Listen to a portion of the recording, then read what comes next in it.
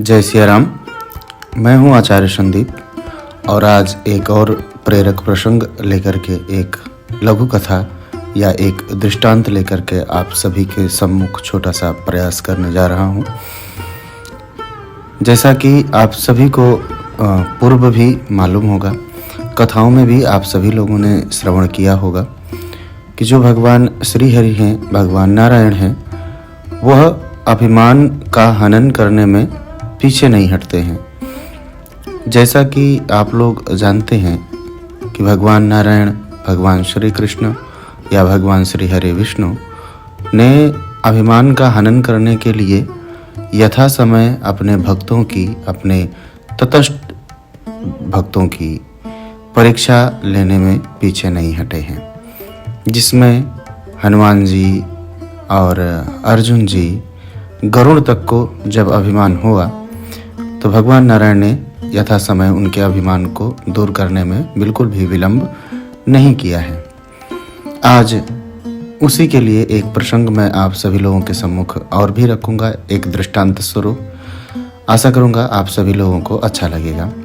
अच्छा लगे तो इसको अपने मित्रों में ज़रूर भेजें। उसके साथ ही अगर चैनल पर नए हैं तो सब्सक्राइब जरूर कर लें। चलिए कथा में आगे बढ़ते हैं। यह बात उस समय की है जब देवासुर संग्राम हो रहा था और उस पर विजय प्राप्त हुई देवताओं की।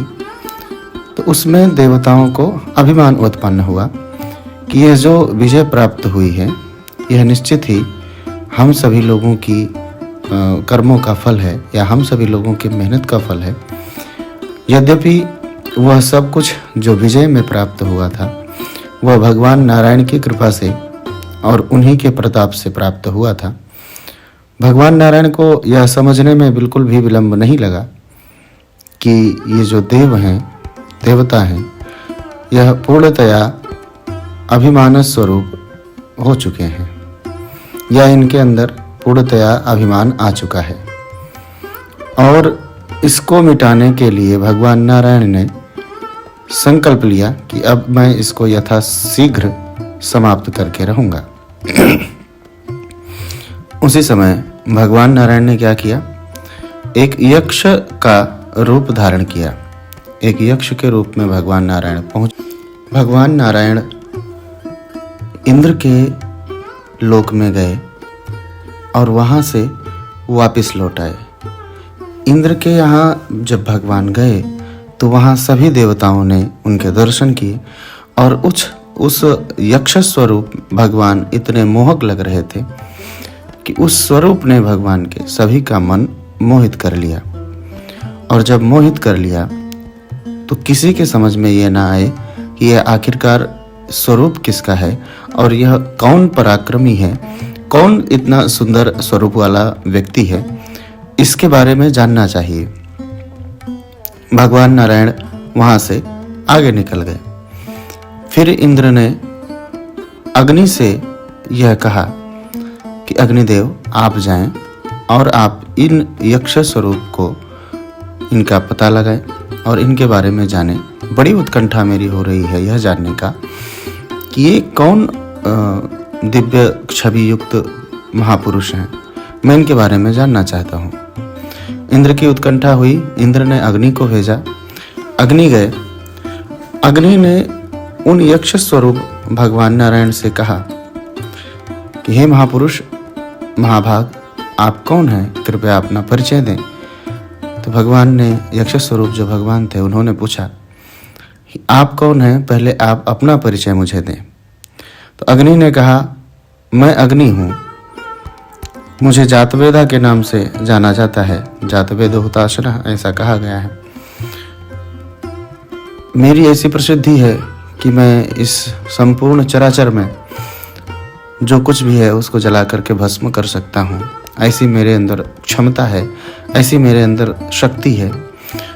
और भगवान नारायण, जिनका कार्य ही था अभिमान का हनन करना, अभिमान का भोजन करना, तो भगवान नारायण ने एक तृण अग्नि की तरफ सरकाते हुए कहा कि यह तृण आपके सम्मुख है, आप इसे जला करके दिखाएं, तब तो मैं आपको मानूं कि आपकी शक्ति भी है कुछ। अग्नि क्रोध से प्रज्वलित हो उठे कि ऐसी छोटी छोटी बातें कर रही है। अंततः खूब प्रयास करने के बावजूद भी अग्नि से वह छोटा सा जो तृण होता है वह तृण न जल सका। और जब ऐसा हुआ तो अग्नि क्रोध से दग्ध होते हुए वहां से वापस आए और देवराज इंद्र से कहते हैं कि राजन, अब मुझसे ये बर्दाश्त नहीं होता है। मैंने खूब प्रयास करके देख लिया और मैं नहीं पता कर पाया। तो इंद्रदेव ने कहा ठीक है, इस बार वायुदेव जाएंगे। तो वायुदेव को इस बार भेजा गया और वायुदेव जब गए यक्ष स्वरूप भगवान नारायण के पास तो उन्होंने पूछा, हे यक्ष स्वरूप आप कौन हैं, परिचय दें अपना। तो भगवान नारायण ने कहा, आप मुझे सर्वप्रथम अपना परिचय दें, आप कौन हैं। वायुदेव ने कहा कि मैं वायु हूं, मातृस्वा के नाम से मुझे जाना जाता है। आप बताएं आप कौन हैं।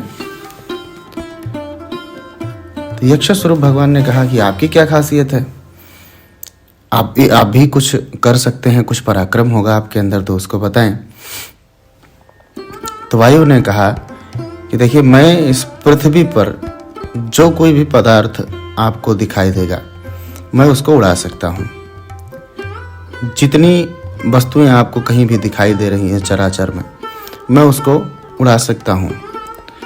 मेरे बिना कोई भी प्राण संभव नहीं है सृष्टि मात्र में। भगवान नारायण ने कहा, बहुत सुंदर, सराहना तो आपकी बहुत अच्छी है। आप एक कार्य करिए, ये जो तृण आपको दिखाई दे रहा है इसको उड़ा के दिखाइए। और भगवान नारायण की ऐसी माया कि वायु ने अपना एड़ी से चोटी तक का जोर लगा लिया और वह तृण जो था वो टस से मस हिला नहीं। इस प्रकार जब वायु भी परेशान होकर के वापस लौटे तो वापस जाकर के उन्होंने देवराज इंद्र से यह बताया कि महाराज, हम लोगों ने खूब प्रयास कर लिया पर कुछ भी नहीं हुआ।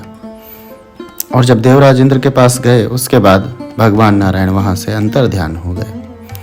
और जब अंतर ध्यान हुए तो इंद्र की और भी उत्सुकता बढ़ गई कि आखिरकार ये हैं कौन और ऐसा क्यों कर रहे थे।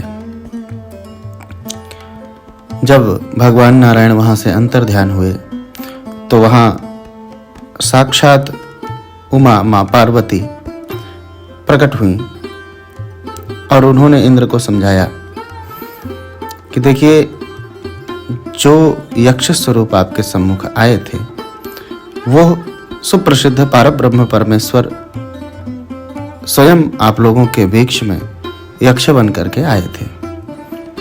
और वो आप लोगों को ये मानो बताना चाहते हो कि यह जो कुछ भी हुआ है, जो कुछ भी उपक्रम चल रहा है, यह सब कुछ उसी पारब्रह्म परमेश्वर की कृपा से है। आप लोग निमित्त मात्र हैं और जो कुछ भी आप लोग सोच रहे हैं यह सब कुछ आपका व्यामोह, मिथ्या अहंकार है। इसलिए आप इस मोह और अहंकार को दूर करिए।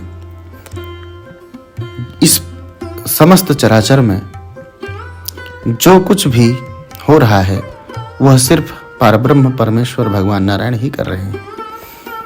जो कुछ भी आपको दिखाई दे रहा है, पराक्रमियों में पराक्रमी, बलवानों में बलवान, ओजस्वियों में ओज, जो कुछ भी आपको दिखाई दे रहा है ये सब कुछ उसी लीलामयी प्रभु की लीला है। इसके अलावा कुछ नहीं है। एकमात्र वे ही हैं जो सच्चिदानंद स्वरूप परमेश्वर हैं। आप लोगों का जो व्यर्थ का अहंकार था, भगवान नारायण उसी का भक्षण करना चाहते थे, उसी को मिटाना चाहते थे। ये सारी बातें माँ जगतजननी जगदम्बा पराम्बा भगवती के मुख से जब इंद्र ने सुनी, उनको अपने भूलों पर बड़ा पछतावा हुआ, लज्जा आई। उन्होंने देवताओं से, सभी देवताओं से बताया और उनको कहा कि यह सब कुछ हमारे अभिमान जो हम लोगों ने किया है उसी के परिणाम स्वरूप भगवान श्री हरि नारायण ही हम लोगों के बीच में हमारी परीक्षा लेने के लिए आए थे, हमारा अहंकार मिटाने के लिए आए थे। कथा का आश्रय यह है मित्रों, कभी भी अभिमान ना करें। क्योंकि कोई भी जो कृत्य आप कर रहे हैं वह करने के योग्य आप भगवान की कृपा से हैं। भगवान नारायण यदि चाहते हैं तो आप सांस ले सकते हैं, और अगर भगवान नारायण नहीं चाहते हैं तो आप सांस नहीं ले सकते। आशा करूंगा आप सभी लोगों को यह कथा अच्छी लगी होगी। इस प्रकार की और भी कथाएं यदि आप श्रवण करना चाहते हैं तो कमेंट करके ज़रूर बताएं। जय सिया राम।